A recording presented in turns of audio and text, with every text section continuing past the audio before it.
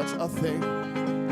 Who has seen such things? Shall the earth be made to bring forth in one day, or shall a nation be born at once? For as soon as Zion travailed, she brought forth the children. Shall I bring to the birth and not cause to bring forth?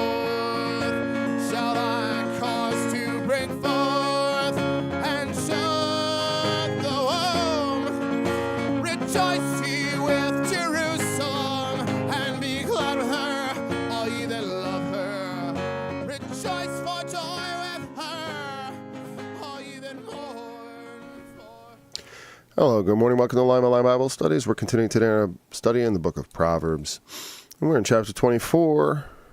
Last time I thought we were going to read into it, but I realized I totally forgot about that. Also, it was noted that nothing I said over that graphic I had, which I don't have ready today. I thought I might put it up again. But maybe when we get to 25 when it changes, because that's what I was saying. At 25, the character changes again from, here we're talking about advice to a prince from about, 19 or so? Anyways, not super critical, but an interesting thing to note in passing, like the kind of wisdom you're listening to, and you note it as you hear it. So let's read. Be not thou envious against evil men, neither desire to be with them. For their heart studieth destruction, and their lips talk of mischief. Through wisdom is an house builded, and by understanding it is established. And by knowledge shall the chambers be filled with all precious and pleasant riches. A wise man is strong, yea, a man of knowledge increaseth strength. For by wise counsel thou shalt make thy war. For by wise counsel thou shalt make thy war, and in multitude of counselors there is safety. Wisdom is too high for a fool. He openeth not his mouth in the gate.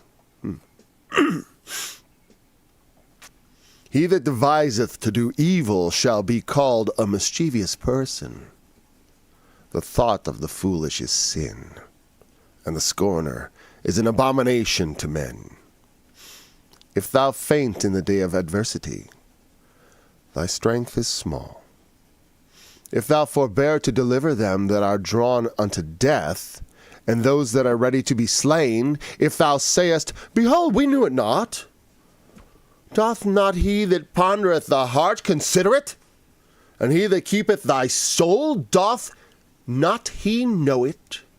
And shall not he render to every man according to his works? My son, eat thou honey, because it is good, and the honeycomb, which is sweet to thy taste. So shall thy knowledge of wisdom be unto thy soul. When thou hast found it, then there shall be a reward, and thy expectation shall not be cut off.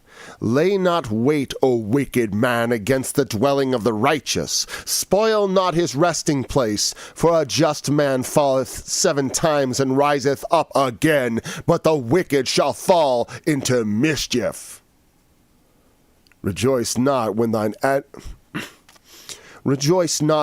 enemy falleth, and let not thine heart be glad when he stumbleth, lest the Lord see it, and it displease him, and he turn away his wrath from him. Fret not thyself because of evil men, neither be thou envious at the wicked. For there shall be no reward to the evil man, the candle of the wicked shall be put out. My son, fear thou the Lord and the king, and meddle not with them that are given to change. For their calamity shall rise suddenly, and who knoweth the ruin of them both? These things also belong to the wise. It is not good to have respect of persons in judgment. He that saith to the wicked, Thou art righteous, him shall the people curse. Nations shall abhor him. But to them that rebuke him shall be delight, and a good blessing shall come upon them. Every man shall kiss his lips that giveth a right answer. Prepare thy work without, and make it fit for thyself in the field, and afterwards build thine house. Be not a witness against thy neighbor without cause, and deceive not thy lips. Say not, I will do so to him as he hath done to me. I will render to the man according to his work. I went by the field of the slothful, and by the vineyard of the man void of understanding. And lo, it was all grown over with thorns, and nettles had covered the face thereof, and the stone wall thereof was broken down. Then I saw and considered it well, and looked upon it, and received instruction. Yet a little sleep, a little slumber, a little folding of the hands to sleep. So shall thy poverty come as one that travelleth, and thy want as an armed man. Let's end of that section. There's some things I want them to be more conclusive, and because I feel like there's almost a frenetic energy, and sometimes I feel like I'm left like wisdom is required to supply the answer to some of the rhetorical questions. So let's look at these. Be not thou envious against evil men, neither desire to be with them. Like I said, sometimes our proverbs are just so obvious, like, a wicked man does wickedly, but it's obvious, but it's not so obvious sometimes, because people will, in the world, because they've abandoned the wisdom and fear of God, that's why you get people like Sam Harris will be like, I don't care if Joe Biden's got kids in his basement. You understand that someone who would be wicked enough to have kids in his basement is much worse than someone who would allow their name to be used to defraud people like Trump University was, which is also a bad thing, right? Whatever. I don't think they're the same kind of bad thing. I'm sorry. People willingly trying to get rich quick and paying a few $1,000s to buy into this program and whatever. And he wasn't intimately involved, but he should have kept his eye on it, right? Anyways, don't envy evil men or desire to be with them.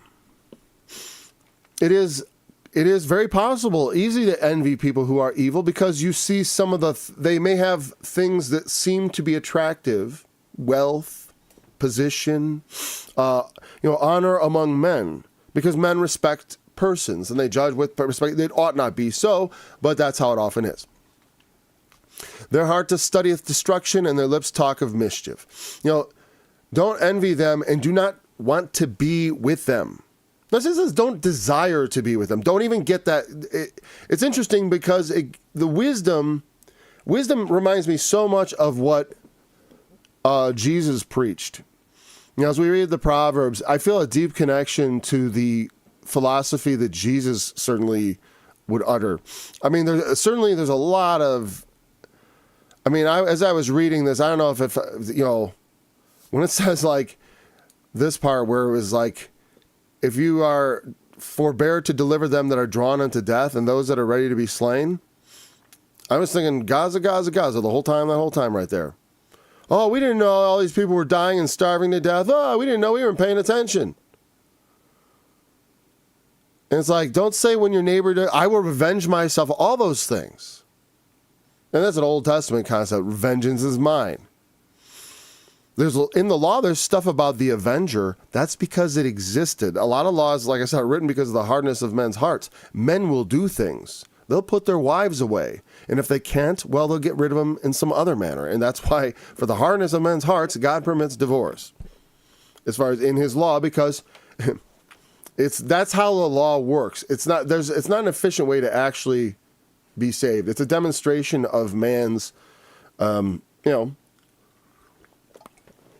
what is it? Well, our weakness. The fact that we are not just fallen creatures, but in some sense, like I said, I don't find fault with God for making me, even if I am faulty.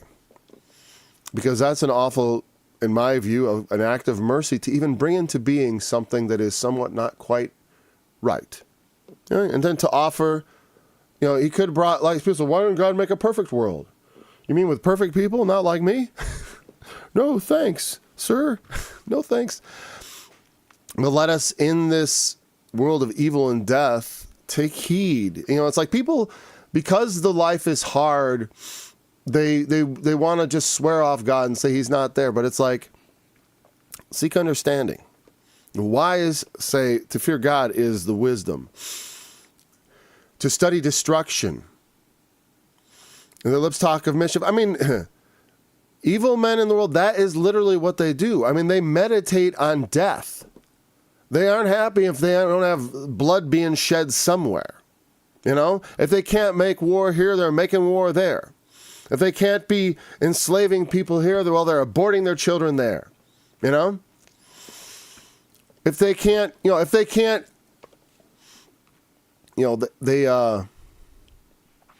they still use people like property, for their profit and for their power. Especially when it comes to, inside this country, they're real nice to people, of different races and stuff and backgrounds. But outside this country, we don't always treat people in different countries so well. I mean, just with the idea of like I said, with the Patriot Act and all that, the idea that people who are foreigners don't deserve due process of law. Well, I don't buy into that at all. That's a human right. It's right. When we were going out to make war against Iraq, I thought that's what we were going to bring to everybody. That's what the big sale was. That's what we were making war. When we're going to bring democracy and American values and all that stuff to everybody. But instead, we came back and decided we didn't believe in it here anymore. Actually, from the beginning, it began to be like that. It was the beginning of the slow slide and the turning inward of the security state, whom I fear not even a little, because it's like, whatever, once they come for the people who just talk, you're all dead. Forget it. Well, because that's all I'll ever do is talk and write music. I got no plans other than that, to sing and speak. Their heart studies destruction, though, and their lips talk of mischief. They're always looking for ways to reduce the world's population because they think there are too many people, too many mouths to feed, not enough resources to go around. I mean, they need to live in the lap of luxury. And that's the only way to live. And, the rest of us are a major inconvenience.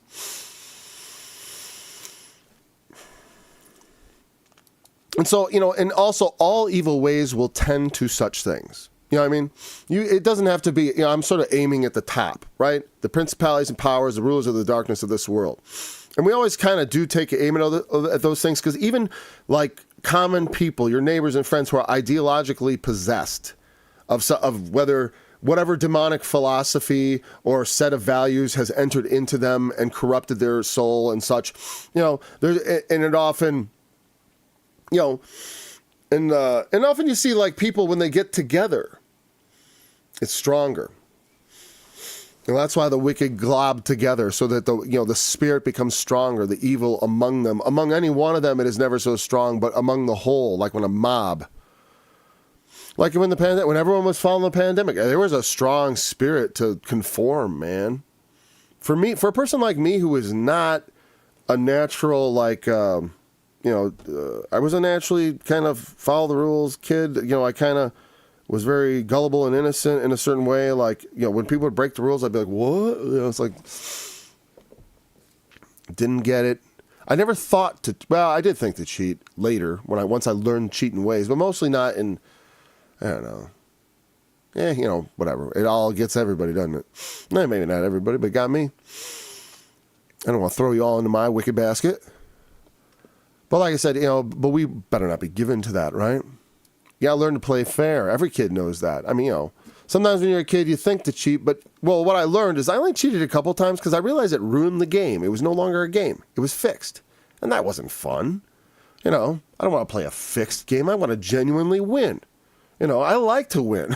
And I want to, and it feels good when you genuinely beat other people. So, I'm very competitive. I like that. And so I don't like to be let win and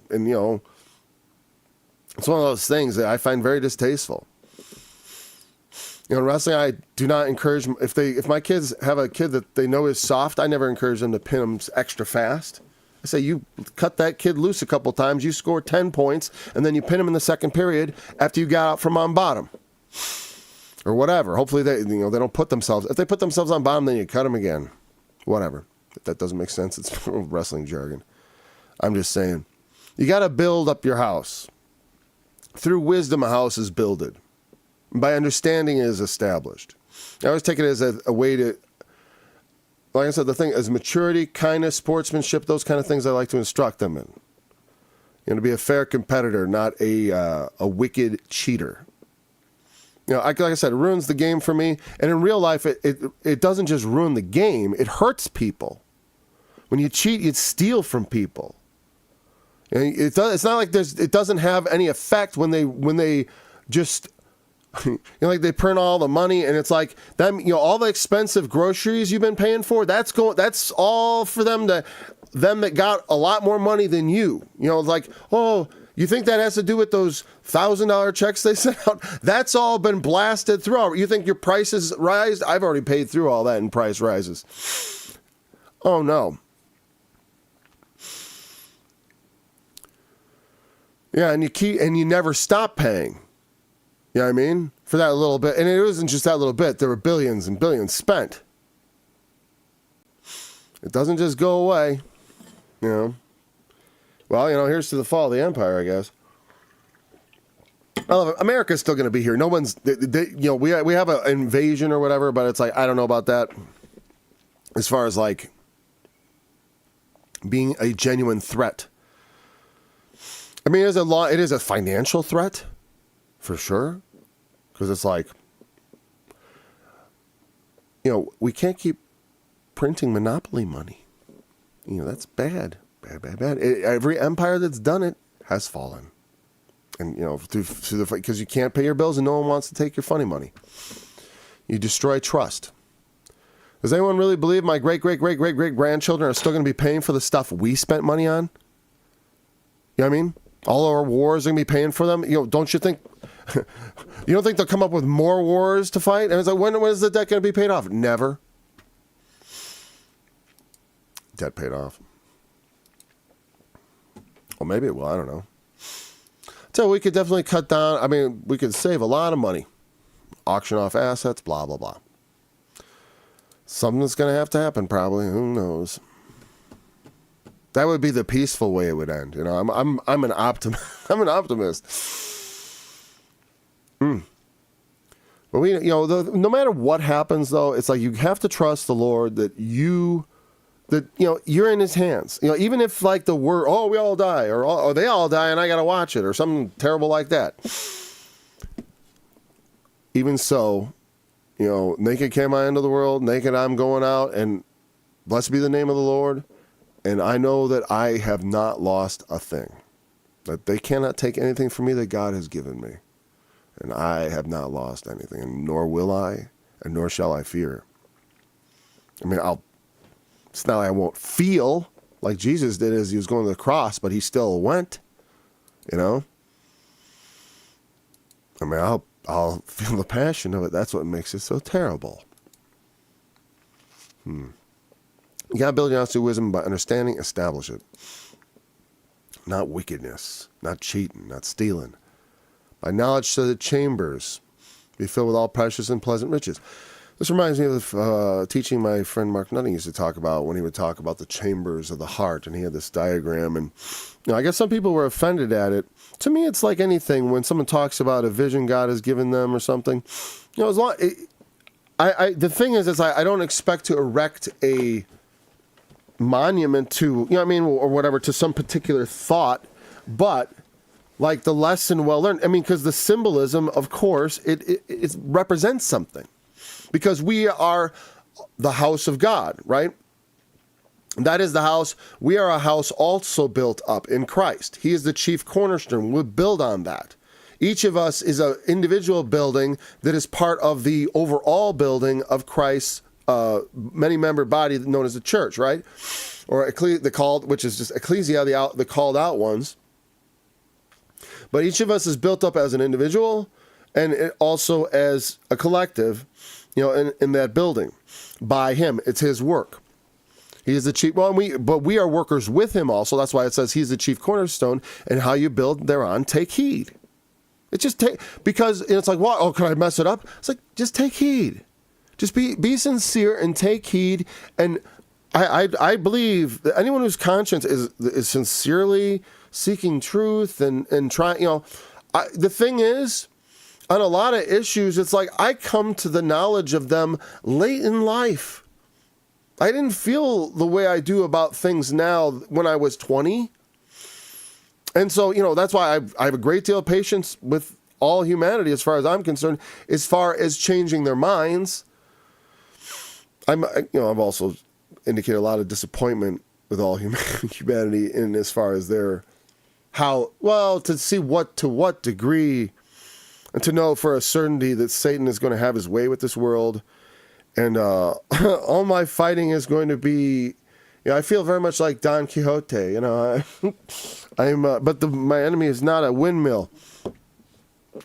But everyone else, I think, thinks it is, or doesn't, but it's like they don't even understand. It's more like whatever. Anyway, so, I only mean that I feel a little bit ridiculous sometimes. As far as in the eyes of the world, I'm a spectacle, I'm a fool, and that's fine. The wisdom of God is foolishness to man. Not that we should act, like I said, it's not that, I don't think anything I do is actually foolish. It may look foolish or seem foolish to some. It may sound foolish, I understand.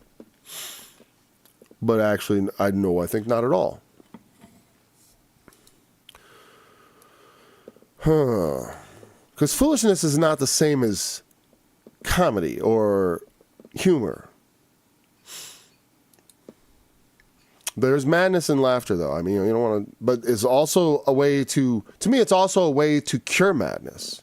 Like someone, you got to laugh in the face of the greatest dangers and certain, I don't know. Maybe not. I prefer to be able to, at least for my own sake, It's like, if it's just about me, I laugh.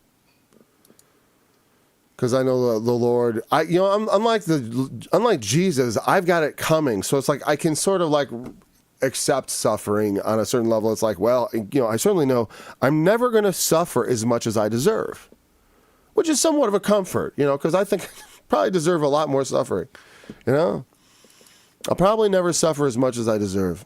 I've already had way too much goodness for that to be possible. So this idea of filling up the chambers of your house with pleasant things, riches, to me, that is knowledge and understanding itself. Like I say, what is the reward in heaven? To me, what I have built up between me and God, our relationship through Christ Jesus and the Holy Spirit of God entering into me, that is a treasure in heaven already. Like Jordan Peele's like, we have a good reputation in society. It's like, yeah, it kind of works like that too. When you're good, it's like there's an outcome and you act like you fear God. It works in a very pragmatic way too, because humanity is, because society works better when people when they do the right thing. You can't have everyone run around doing evil. It causes things to come apart.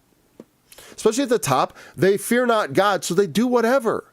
If they believe, honestly, if they can get away with it, it's like it didn't happen. It's like you didn't do anything wrong. And if they continually deny it and then die it, they've gotten away with it, they think.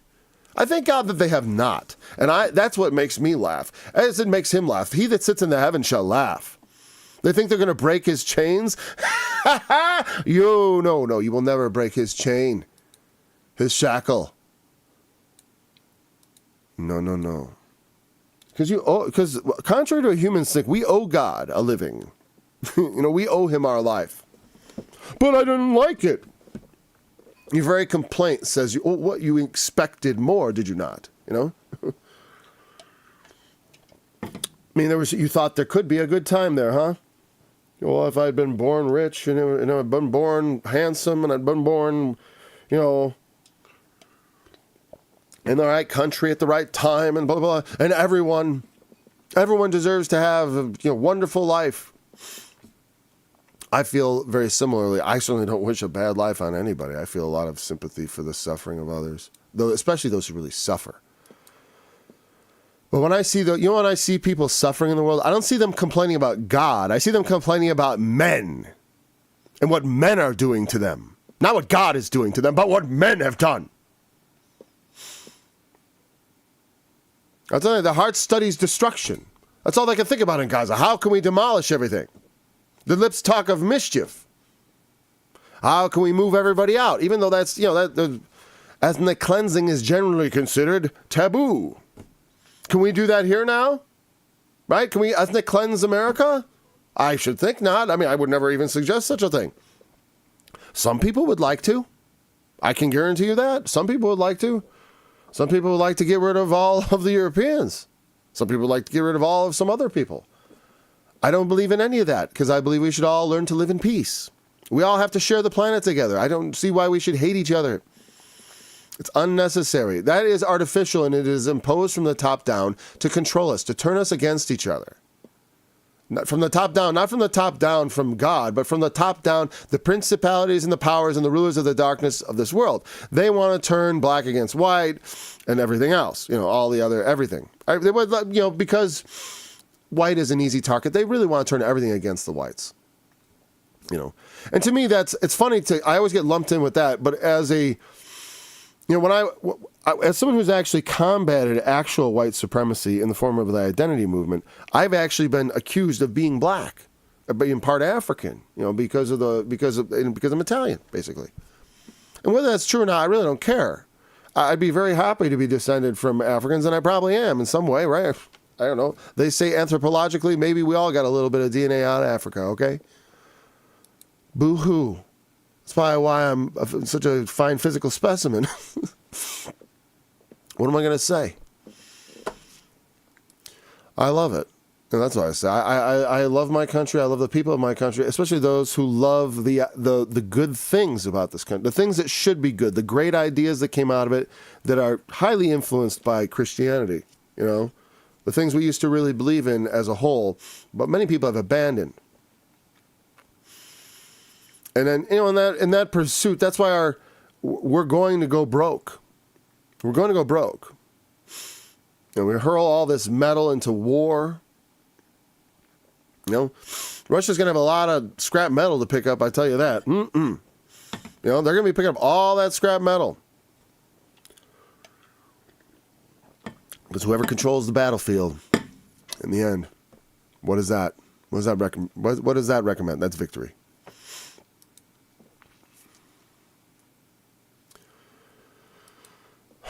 By knowledge shall the chambers be filled with all precious and pleasant riches. You want the pursuit of God is the greatest thing you could pursue in life. And by seeking first God and His kingdom, everything else will be added to you. You don't need to envy evil men. You don't need to look to their riches and all that stuff. It's all garbage. Like the true, a wife is a good thing to find, and God can give you that. I know people have sought it for a long time. I also, when I sought I got a wife right away, but I did not get the Holy Spirit right away. And that I had to really look for. Now, some people don't, early on, my dad had me looking for it. And since nothing real had ever happened, I mean him. But by it, I mean some sort of Pentecostal-like experience, I guess, I don't know what I was expecting, honestly. Perhaps tongues when I was young. Later on, I didn't believe in tongues. But I believed I needed something more from God. So He's always been very kind. A wise man is strong. Yeah, because a man of knowledge increases strength. And strength, what kind of strength? Well, one, by being wise, that makes you strong, period.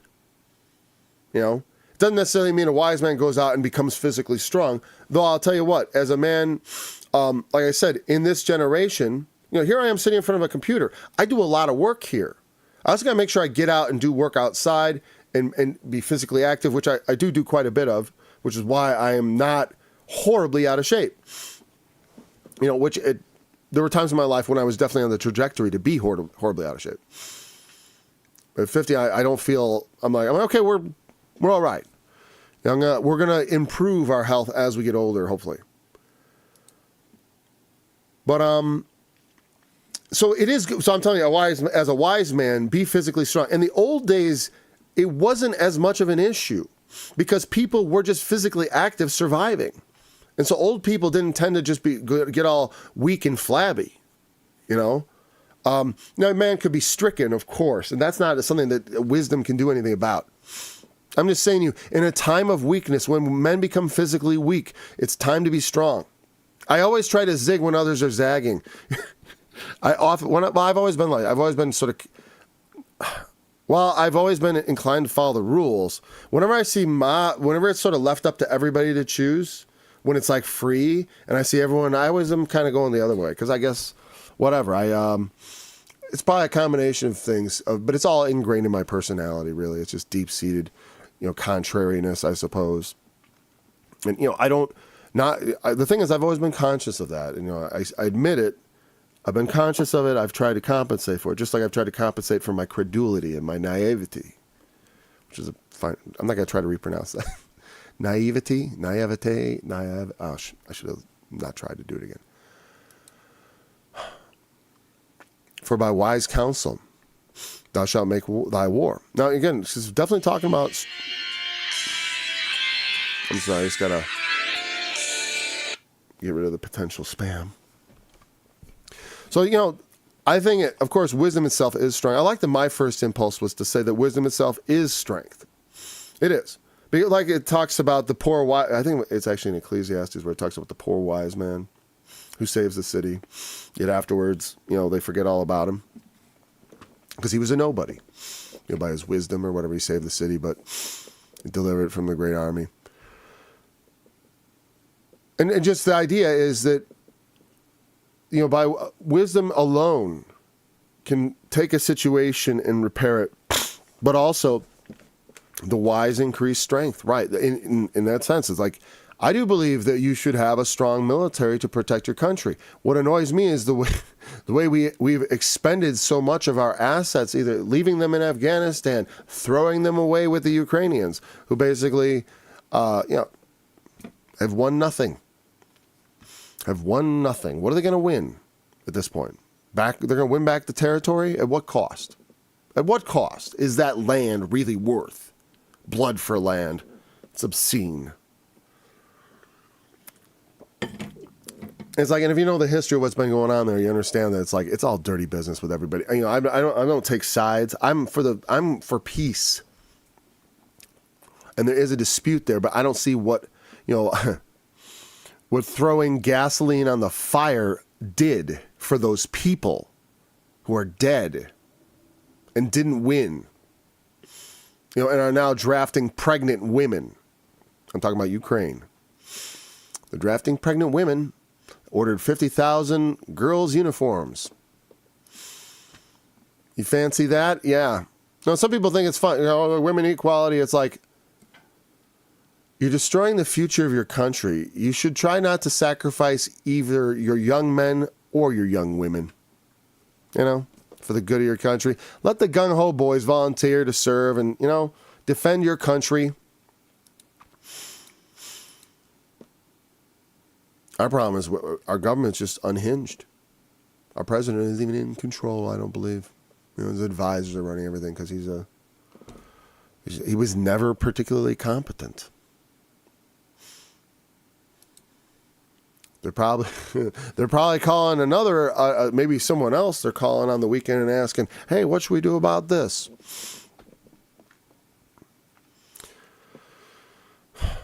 A wise man is strong. Okay, whatever. In a multitude of counselors, there is safety. But here's the thing: he's talking to the prince, giving it like a king to his princely son. Make war with wise counsel. To me, I take that actually literally. I make war with wise counsel. Like, my weapons of war are speech. On the 14th, I got that song coming out. My words are violence. It's under my own name. My words are violence. My weapons of war are speech and thoughts. My power is like an explosion in your mind. That's just a hyperbole. Well, for some people, who think words are, so it is like an explosion in their mind. And I like that idea. I don't need TNT. I got ideas. I'm going to blow your mind. I don't need to blow up your bridges. I just want to blow up your minds. Right? That is wise counsel to make war. Well, because we are going to war. I'm going to war. I'm already at war. I've been at war for 3 years now. 3 or 4. Well, we're into whatever. This is the 4th year, is what I should say. Or wait. Whatever. I don't care. I guess it was 2020. This is the 5th year. Entering the 5th year. I've been at war And there's greater war coming, no doubt. They want greater war. And I'll make greater war myself then with my words. And that's why censorship is bad. Because in the multitude of counselors, there's safety. When you say, oh, we're only going to listen to this dude, or this group who has totally agreed on everything in a secretive meeting. And that's not that they're unelected. It's like that's none of their business. You know, the government never used to do weird stuff like shut down churches and close businesses for the sake of a cold, a nasty one. And then they exaggerate the statistics. They don't exaggerate the statistics. What it is they hype them. You know, like so the people really want. You know, they say so many died, but it's like, how many people died in car accidents? How many? You know. And the truth was, according to the whatever, I don't want to get into that. Been bad enough. But that's the point. Censorship takes certain types of counsel off the table, so people can't hear it. Oh, we're afraid they're going to take that. Well, maybe you are wrong. Has it ever occurred to you that you're wrong? That you don't know what you're... it occurs to me once in a while that I'm wrong. Once in a while. More frequently than that, actually. But I mean, some people, it seems like, oh, I'm an expert. I'm never wrong. Well, because once you commit yourself to a position, I can't back down now. These cowards. I hate cowards somehow. Lord, forgive me. I hate cowards. I will love cowards by encouraging them to be courageous, all right? Set aside your cowardice. You want to be safe? Then let people speak. Do not censor voices you don't agree with. That's stupid. Incredibly stupid and foolish and dangerous. It's not safe. It's the most unsafe thing you could do, censor voices. Because when people can no longer speak, that's when they turn to bullets. I won't turn to bullets because my words are bullets. My words are bombs. You know? I ain't going to be shy about saying so. No, I'm not shy. I reject the very idea of terrorism. Be afraid. You know? Oh, don't cause us to fear. You will fear the Lord. Don't cause us to fear. Oh, no. I will cause you to fear. You will know fear. You will know fear. Great fear shall fall upon you. And so cometh against me to hurt. Come against me with words, and we will speak. You know? We go to war against principalities and powers, not against flesh and blood. That's why you don't need flesh and blood weapons. You don't need any flesh and blood weapons to make war. If you're going to march in God's army. Because I'm marching in his army. I will not march in any others. I'm sick of this. You know? Safety culture is a scam. You know? Because it's all about, we got to be safe so we can't hear those voices. Just like I'm very disgusted with the universities and all that. Now suddenly they're finding whatever. No, not the universities. The censorship on the right wing too now. From the right. Because they don't want to hear anyone say anything bad about what's going on in the Middle East. They want to hear people give extreme opinions. Opinions that I might not agree with, you know?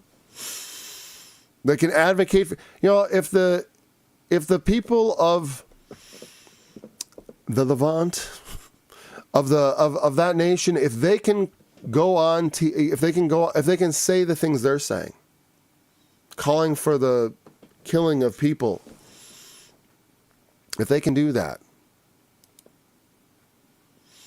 they shouldn't be able to do. Well, the point is, that's their right to say that. It's an awful thing to say. You shouldn't say things. I don't say things like that. I'm very careful talking about it, lest I get censored because the AI doesn't understand I'm just discussing the topic. You know? So be careful with our words even.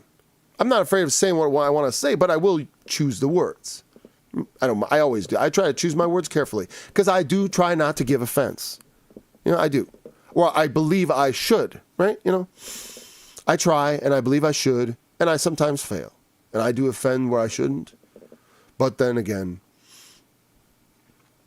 God help me. Wisdom is too high for a fool. He openeth not his mouth in the gate. I almost want to look at the NIV just in case it seems too simple. Right off the bat for me. What was the verse of that? I really don't have enough time for Bible studies. I need like 2 hours, I think. Or I'd like 2 hours. But I think I would tax you all. Wisdom is too high for a fool. Plus, there's other things to do. An hour, I always like, if you go a little bit of time, look at how many hours we've been here. 1,000. I was going to say, but hundreds of hours.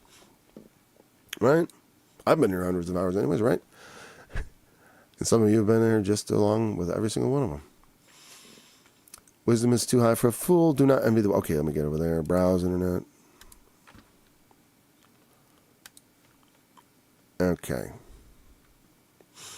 Wisdom is too high for fools. In the assembly at the gate, they must not open their mouths.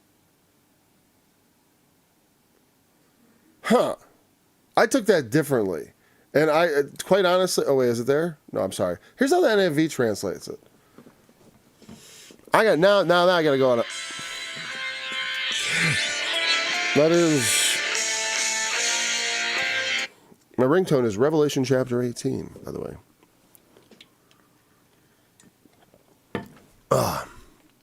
So, let's look at that. That's interesting. We're too high for a fool. He openeth not his... He openeth... appear his mouth in the gate. Let's look at this word opens. Pathach. To open. So what that says, it means he opened. It means to open. Let me see where it says down here. A primitive root. Okay, so we don't go any further back. To open wide, literally or figuratively. Specifically to loosen, begin, plow, carve. Oh, sorry. That's the way it's... in a specific sense, to loosen, to begin to plow. Oh, like to open up the ground. Sure. To carve, to open up the wood. Sure, that all makes a lot of sense. Okay. So they get it. I just don't know how they get the imperative. Okay, he opens not.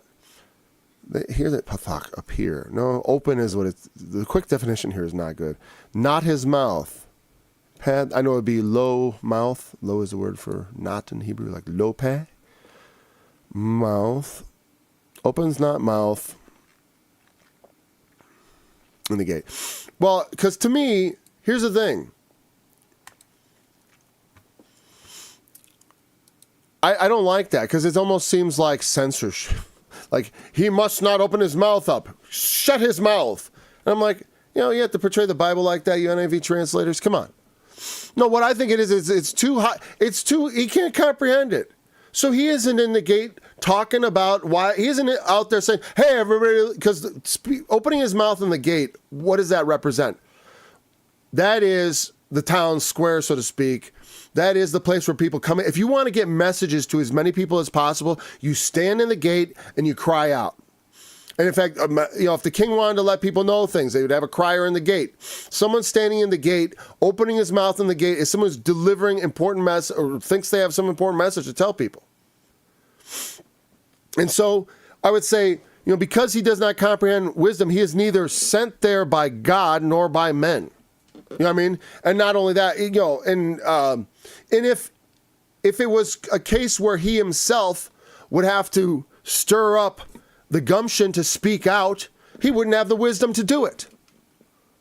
When it's time to open your mouth, there's a time to open your mouth in the gate as a man of God. There's a time when you open your mouth and say, that's wrong. This should not be. And the fool, he doesn't have the wisdom to know when it's time to speak. That's how I look at it. As far as obviously a fool shouldn't talk. It's better to appear a fool and keep your mouth shut and appear a fool than open your mouth and remove all doubt. That's not a proverb. Well, it could be though.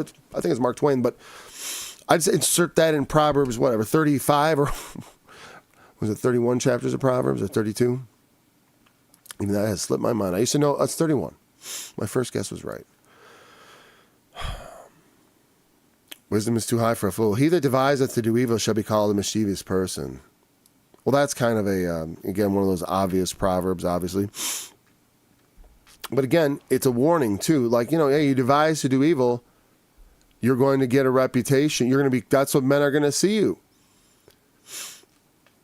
And the thought of foolishness is sin. When you think to do foolish thing, you're missing the mark, which is sin. You're not right. Right? Do we actually look up the word sin in Hebrew? I wonder if it's similar in the Greek. I do believe it is, actually. But let's just confirm that.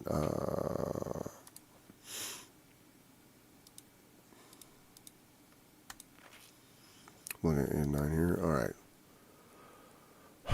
He deviseth to do evil. I'm just looking at this real quick. To think, account, evil is ra'ah, right? Mischievous is mazima, which was like device, a person who works mischief, a person who devises wicked devices, as it said. The thought of foolishness, ivaleth, we've had that before, folly. And the word sin, chata, sin. Forgot about this word. We haven't really looked at it in a while. And I believe, did I get it right? It is chata. No, it's a chata'a, or whatever, sinful thing. And let's just get the Strongs. An offense, sometimes habitual sin from chata. Oh, that's the strength and form. To miss. Again, I'm sorry, here we go. See, notice it means to miss, just like in the Greek. To miss the mark. That's what the idea of sin means. Primitive root properly to miss, hence figuratively and generally to sin. You missed. There's a perfect standard for everything, and sometimes we miss. And sometimes, sometimes that sin, like I was saying, when I was talking about being overly righteous and overly wicked,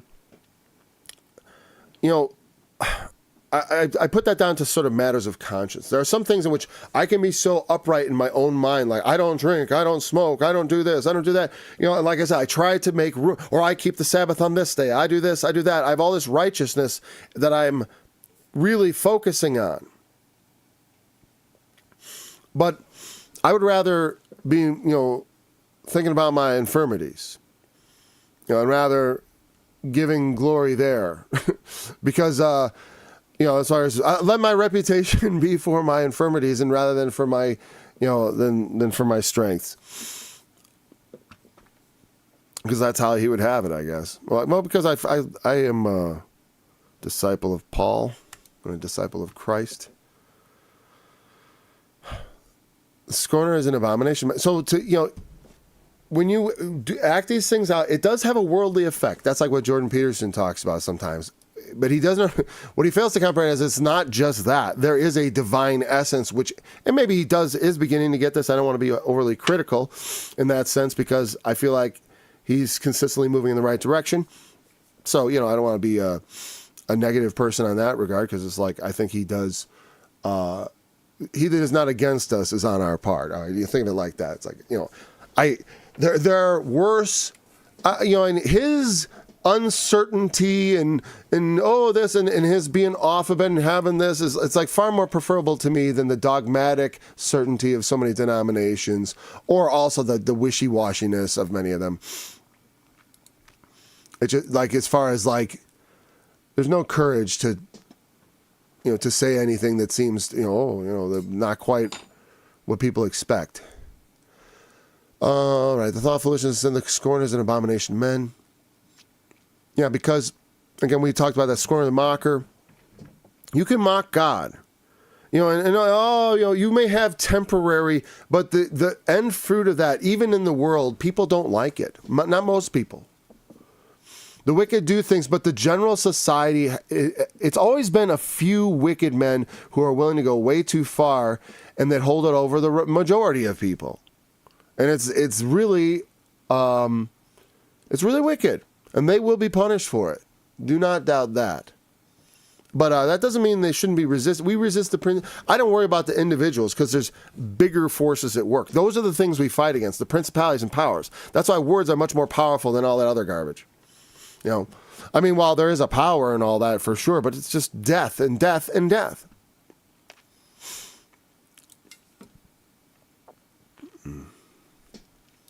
If thou faint in the day of adversity, thy strength is small. Well, we got to faint on the day of adversity. Labor that you faint, there's exhortations very similarly in the New Testament. It's not. And again, is there a possibility of the Christian fainting? Well, you know what? I've sure felt like I've, on the verge, a time or two, right? I'm just looking at how many times faint appears in the entire Bible. Well, what about the New Testament? Yeah. Like Ephesians 3:13. Wherefore I desire that ye faint not at my tribulations for you. Yeah, again, what would that, give up on him in that sense, not give up on Christ. Let's see. Well, let's see the New Testament references. And he spake a parable unto them to this end, that men ought always to pray and not to faint. Yeah, they will faint by the way, lest they faint in the way. Those are from parables. No, it's the people, actually the multitudes that were following. We talk about them fainting. I don't want to go look at all those. I was concerned more with what Paul said. Therefore, seeing we have in this ministry, as we have received mercy, we faint not. So we faint not. For the which cause we faint not. But though our outward man perish, yet the inward man is renewed day by day. Galatians 6:9. And let us not be weary in well-doing, for in due season we shall reap, if we faint not. Now, we're not going to faint, but, is it a possibility? Yeah, if the Lord wasn't looking after us, we could faint. Because you know why? We're men. Men faint along the way. It's something you fear. But fear not. The Lord is with you. For consider him that endured such contradiction of sinners against himself, lest ye be wearied and faint in your minds. Don't faint in your minds. That's the word. Because your body might faint. I mean, that's going to happen, probably. Hebrews 12:5. And ye have forgotten the exhortation which speaketh unto you as unto children. My son, despise not thou the chastening of the Lord, nor faint when thou art rebuked of him.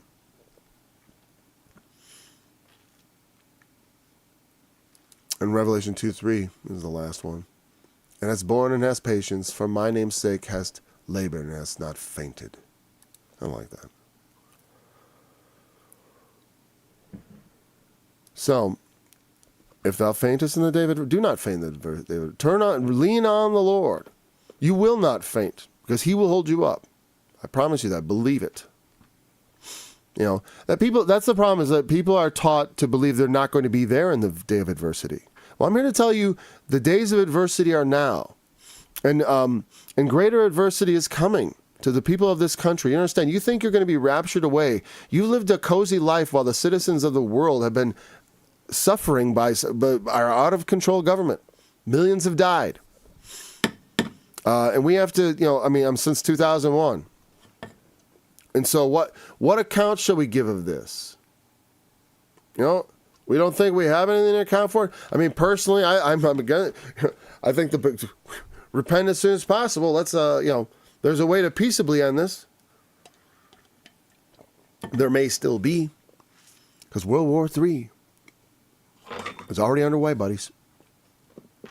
World War III. I wrote a song called World War III before I wrote the Ukraine war song, because I knew it was World War III beginning.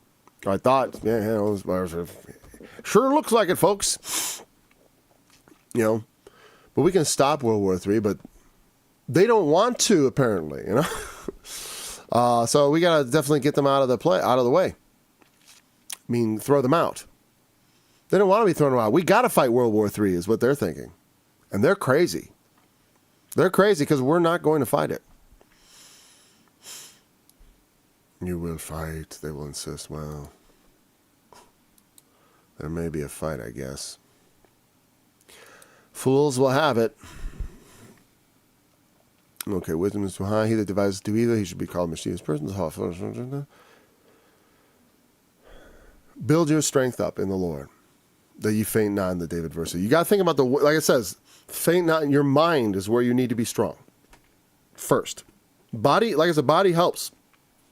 You don't want to have your body fainting on you. Well, then you're done. That's where you end. We got to, sometimes, like I said, there's consequences to sin sometimes. I know that there's things, I was watching someone talk about how if you are awake between the hours of 10 p.m. and 4 a.m. for more than 2 hours a night for any number of, whatever. But whatever, that it's reducing your life, increasing your risk of heart disease, cancer, whatever, all this stuff. I'm like, that's been a lot of my life. I probably shaved off a decade already of all the things, the sinful ways of my earlier days. And heck, I'm still not getting all my, sometimes I do burn the midnight oil. And it's not entirely, it's vain. Well, there's it says so, getting up, staying up all night. It's better to get some sleep, rise in the morning, even if you're not up to mischief. To stay up late to eat the bread of sorrow. It says, it is vain for you to rise up early, to stay up late to eat the bread of sorrow, for so he giveth his beloved sleep. Take your sleep. Not, don't be slothful, but sleep at night when it's appropriate.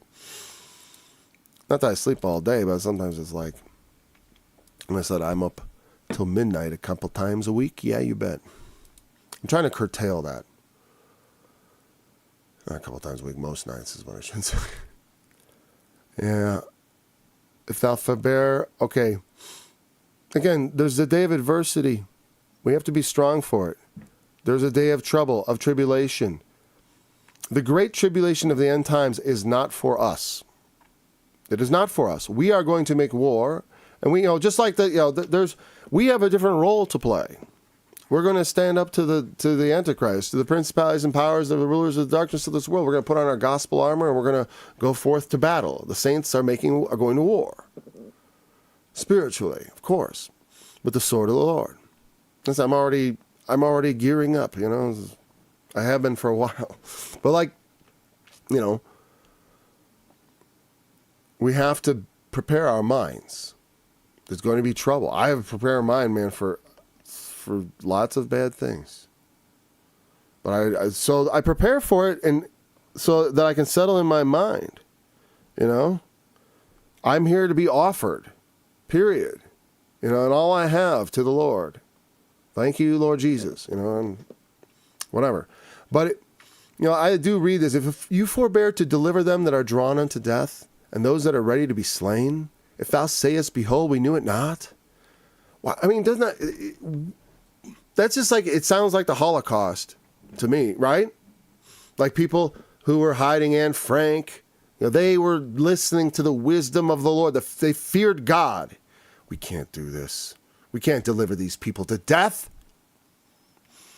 When they talk about, when they're just indiscriminately bombing, like I said, bombing hospitals, snipers shooting down in a Christian church. There's lots of it's a Catholic church. There's no way you don't notice the difference between a Catholic church and a mosque.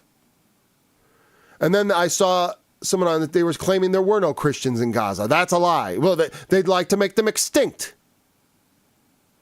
And quite frankly, I don't accept that. That's not acceptable. I don't care what your ancestors suffered.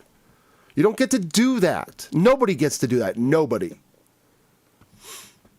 gets to do that to other people. But they're bad. It's like, well, you know what? There's a thing called proportionality. And there's a lot of, there's certain things they try to act them like they're the most moral army in the world. Are you kidding me? That's a propaganda lie straight out of Satan's mouth. Sorry. Because, because I don't want to see, because this is always, Satan always wants to lead Israel astray. Always trying to lead them off to sin, And I love them. That's why I say the things I do. Because, don't do this. It will not go well. It will not go well. They will not get away. The Arabs will all come. And then what? Nuclear holocaust? What? Insanity? Don't push women and children to death. It's like nobody likes that. You don't have to be a Muslim to not like seeing children blown up and being crushed into buildings in the name of, defense. That's not defense, sorry. That's not what defending yourself looks like. Because it begins to make people believe in conspiracy theories, as though They let that thing on the seventh happen on purpose so that they could do this.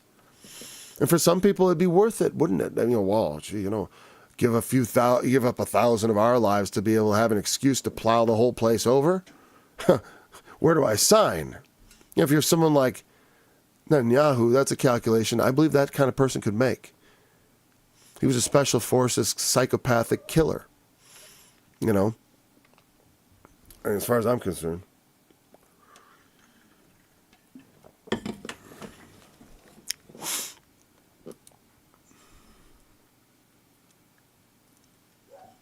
Because when you start talking about a certain way, it's like, you know what? Have you learned nothing? Have you learned nothing from the lessons of the scriptures? People say, let's just go and do likewise. Oh, we didn't know this was happening. We had no idea there was a genocide going on. Yeah, I think some people are willingly ignorant. Some people do know. Those are the people that anger me the most. The common people, I just would like to wake up a bit. Open your eyes, please. But there are some people, here's the thing. All right, that's a plausible excuse for some people. We didn't know. For some people. For other people, that's why they brought the Germans to the concentration camps. But they suspected. A lot of people did. It wasn't like nobody knew. Some people genuinely couldn't know, I suppose, being too far from whatever, on some level. Yeah, but when you see people being rounded up and stuff, at that point you got to be like, you didn't know. Well, here's the thing. We didn't think that was a good excuse back then. So what's their excuse now? We have so much more information you can find out, but God that ponders the heart will consider, how innocent people really are. How genuine is their ignorance? How innocent is their ignorance? I for my part, I was blinded by propaganda for years. And like I said, I'm not pro the other side, but like I said, it's like, I'm not supportive of people who shoot up churches. I'm sorry. And women who pray.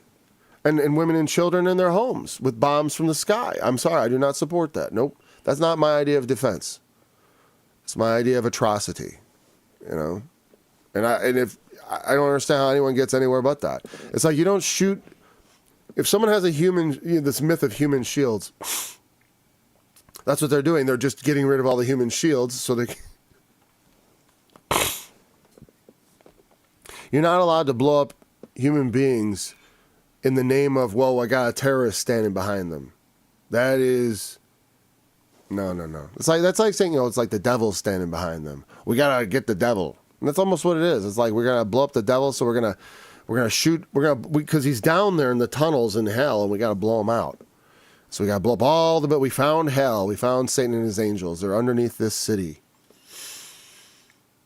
But that's almost like the way it's going. He that keepeth your soul, does he not know? God knows what's in our hearts. Like I said, if with clear conscience, whatever, it's like, I always think that I don't like to judge anybody. You got to look and see and understand. There are, and this also, there are things that go on, in the world. It's not about getting entangled with the affairs of this world. To me, that'd be more like, if I was totally consumed with my business, instead of being consumed with the evil being done in my name. That's the problem, is because if it wasn't for that, I'd probably have less worry about it. I don't think too much about what goes on. Like what's the Japanese up to? I have a friend in Japan, but I don't really worry about Japan. Not anymore anyways, right? I'm not worried. I have worry. Well, I do. I would say, I wouldn't say, I do. I am concerned with Africa sometimes because we have bases there and they shouldn't be, I guess, is what I feel. Helping the French sequester all that uranium, right? We're so much in other people's countries where we're not wanted. And on a certain level, we got to say, who gives us the right? Who gives us the right? If they don't want us there, why do we think we have the right to be there? And what's it going to cost us in the end? We're gonna fight everybody to stay in their house, in their yard, to occupy their country. I won't. And I'd fight against that because I think that's just, we can't afford it. We can't do this for,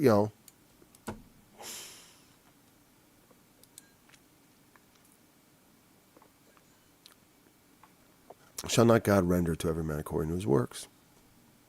The only way you get out of that is through Christ. Through faith in Christ. But don't mock God. When you receive that blessed forgiveness that washes away all your sins, Christian, if you understand what that is, you will naturally be thankful and bow before our Lord Jesus Christ and accept whatever he demands of you. And he demands. He has demand. Do this, do that. Not for your salvation, as a consequence. You've entered into his service.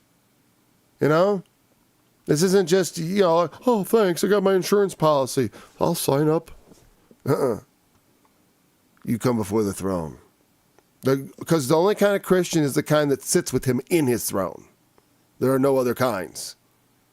He don't want half measures, half sons. We will be fully adopted. So, that's the only escape out of that. But, having escaped your works, be mindful and don't tempt God. Don't do the things that normally result in death, like jumping off of temples and going and seeing prostitutes. It's the kind of thing that genders death. It's the kind of thing that leads you down the path of darkness and the judgment. And a Christian should not enter into those ways. You know what I mean? Turn aside, be not over wicked. But be not wicked at all. Be perfect as your Father is perfect. Be perfect as he's perfect. I'm glad God doesn't constantly batter me over the head. He corrects me, but he's very gentle when I consider how utterly unworthy I truly am. God is a gentle hand, I mean, even though, when I described that time when I slipped down the stairs and it paddled my rear end and I had this big black and blue bottom, I took it as the Lord's correction for something, whatever. Because in a sense of everything I suffer in life, it's instructive. I got to wake up. I got to pay attention to what's going on. Eat thou honey. There's a metaphor here, obviously. Son, eat thou honey because it is good. And to me, it's there's bitter things in this world. Bitter pills to swallow, bitter deeds to do. There's something there's something not, the metaphor of the eating honey because it is good. I feel like it's almost like, as I was reading it, I felt like do good for goodness sake, though that's not what it's saying. But there's goodness of the world that you can partake of, right? We have goodness that we can enjoy in the world. And in that, the metaphor is for wisdom unto your soul, right? But I connect it to this very much so because to do good is like eating good things. The honeycomb. It is sweet in your mouth. Wisdom, when you do it, there is a sweetness. In the book of Revelation, he ate the little book and it is sweet in his mouth, but it made his belly bitter. Gave him a little bit of an upset stomach. And sometimes, I wonder how many times it's a different, whatever, I can't take this right now, obviously. The knowledge of wisdom is like sweetness to our soul. And to me, because when we have knowledge of wisdom that leads us to do the right thing, like when I went into, because when October 7th happened, I went into prayer and fasting within a day or so. I forgot exactly when I began, but I know between the time that happened and when I got the song, it was 27 days, and I fasted 5 days and then 4 more days separately, 5 days in a row and then 4 days. And I got the song. And to me, it seemed wise because it's wise counsel to them. And it's the truth. We should, what has Christ taught us about revenge? What is the path? There is a path of peace, but they don't believe in it. Oh, what do you mean? What should we do? Just let them attack and then complain to the U.S.? Yeah, just do that. Just do that. Why kill a bunch more people, get more of your people killed? What do we accomplish with Iraq? They hate us. Pretty soon, they're going to be attacking our bases in Iraq and throwing us out. Mark my words. We certainly would like that so we could get into a fight with them again, I think. Or some elements in somewhere want this fight. Our cantankerous old leader and his, whatever, is, I don't know. His circus of fools? When thou hast found it, then there shall be a reward. It's rewarding when you use wisdom and your expectation, which is hope. The hope is defined as expectation in the Greek New Testament. Elpizo is hope, expectation, what you think is coming. We have a positive connotation on that. It can actually be for good or evil. I mean, you can have your expectation. Well, usually we try to have a positive expectation. I wonder if this has an automatic positive connotation in Hebrew. I want to look at that real quick. Oh, wrong one. Are we out of time? We probably are. Oh, yeah, we're way out of time. Well, we're just going to look at this anyways. It's not like we actually ran out of time. Well, that's all. I'm sorry, I'll be there in a second with this. Okay. There we go. Is this the word I was looking for? What are we looking at here? No, that's sin. Okay. There shall be a reward and expectation. Tikva. Huh. I know I said Greek New Testament because there's a different word. It's a Hebrew Old Testament. Noun feminine means cord. And thereby hope. Or ground of hope. Things hoped for. Outcome. The translate expectation, like I said, when you look up hope in the New Testament, in the Greek, the word they say means expectation. Here it means literally a cord as an attachment. In that sense, something you get like you're attached to in the future. Like you're thinking like, okay, a week from now, if all goes well, I'm going to do this and I'm going to do that. We're sort of discouraged from thinking like that. You say, if the Lord will, next year we're going to, often I do think that because I have plans. I'm like, I'd like to build a new chicken house, if that's possible. Not building a tiny, I'd like to rent, but I don't want to get into that. Right, to expand my chicken facility, right. Anyways, so let's see. We wrapped it up with the knowledge. Your expectation shall not be cut, because if you're wise, let me tell you why your expectation will be cut off. One, because you've gotten it right. Because you by wisdom you expect the correct outcome because you are properly analyzing the situation. And ultimately, of course, the ultimate wisdom to know that Christ is the Son of God and that he died for your sins and that he rose from the dead, that knowledge and that expectation of the resurrection is the ultimate form of that. And the knowledge of the wisdom of that to your soul is truly that reward that cannot be cut off. Again, like I said, this book, it even says the righteous fall 7 times and rise up again. Because that is the hope of the righteous, that there is really no way to defeat us. You can't defeat it. We ultimately win. I certainly believe that, and no man will dissuade me. To me, that's how you turn yourself into a spiritual MX missile, as far as there's no, there is power in your faith and trust in the Lord. And don't be afraid to use it. I mean, not to clobber men over the head as with a hammer, but I mean, to not be afraid of what men can do, to speak the truth, regardless of the consequences men would bring against you.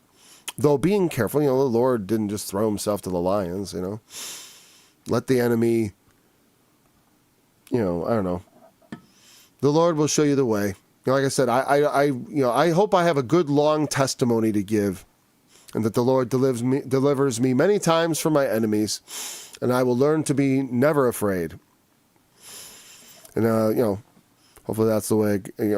That's the way it will go. I know, because the testimony of Jesus is the spirit of prophecy, and I'm thankful to be able to preach that every single day of the week, at least weekdays, Monday through Friday. Monday through Friday, recently mostly about 11 o'clock. So until next time, thanks for joining me. And here we go. Who hath heard such a thing? Who has seen such things? Shall the earth be made to bring forth in one day, or shall a nation be born at once? For as soon as Zion travailed, she brought forth the children. Shall I bring to the birth, and not cause to bring forth? Shall I cause to bring forth, and shut the womb? Rejoice ye with Jerusalem, and be glad with her, all ye that love her. Rejoice for joy.